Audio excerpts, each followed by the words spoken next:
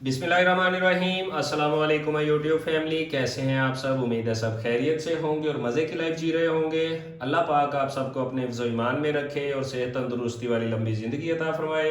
तो व्यूअर्स, आज हम आपके लिए लाए हैं बहुत ही स्पेशल रेसिपी, जंगली पुलाव। बनाने में बहुत ही आसान है और खाने में बहुत ही टेस्टी है। सादा पुलाव और चावल हम खाते हैं, उनका टेस्ट थोड़ा सा डिफरेंट होता है, इसका टेस्ट थोड़ा सा डिफरेंट है उनसे। तो व्यूअर्स, हमारे साथ रहें, रेसिपी को पूरा देखें। रेसिपी स्टार्ट करते हैं। तो व्यूअर्स, जंगली पुलाव बनाने के लिए हमने चिकन लिया है 1.5 पाव, आलू हमने लिए हैं 2 से 3 अदद, उनको हमने काट लिया है। शिमला मिर्च हमने लिए 1 अदद, उसको भी हमने छोटे साइज में काट लिया है।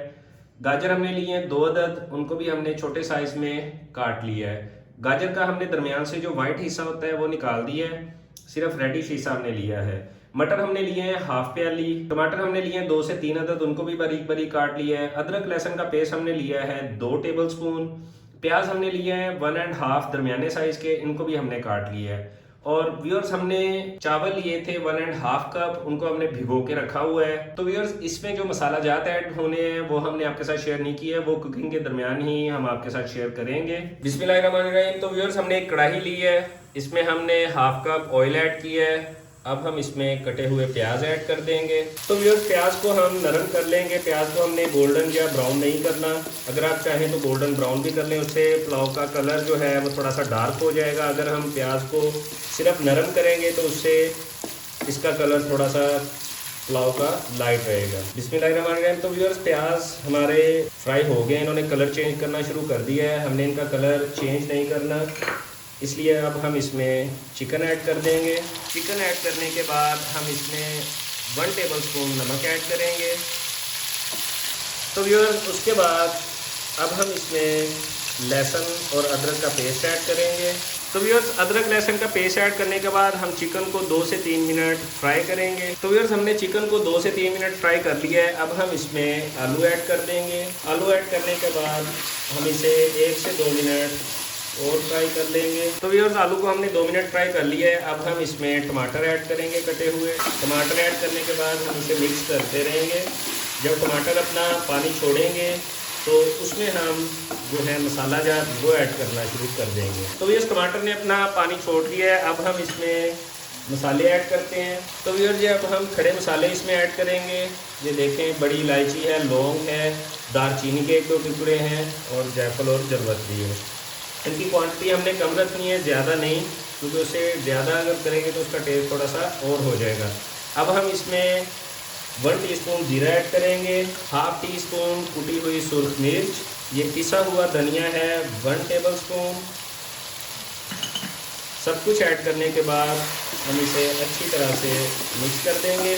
तो व्यूअर्स, मिक्स करने के बाद हम मसालों को 1 से 2 मिनट भून लेंगे ताकि मसाले हमारे अच्छी तरह से फ्राई हो जाएं। तो व्यूअर्स, मसाले ऐड करने के बाद हमने 1 से 2 मिनट मसालों को भून लिया है। अब हम इसमें साबुत सब्ज़ मिर्च ऐड कर देंगे 2 से 3 अदद, और इसमें कटी हुई गाजर ऐड कर देंगे। ऐड करने के बाद एक दफ़ा फिर इनको थोड़ा सा चला देंगे। तो व्यूअर्स, सब कुछ हमने ऐड कर दिया है। अब हम इसमें थोड़ा सा पानी ऐड करेंगे, 3 से 4 चम्मच।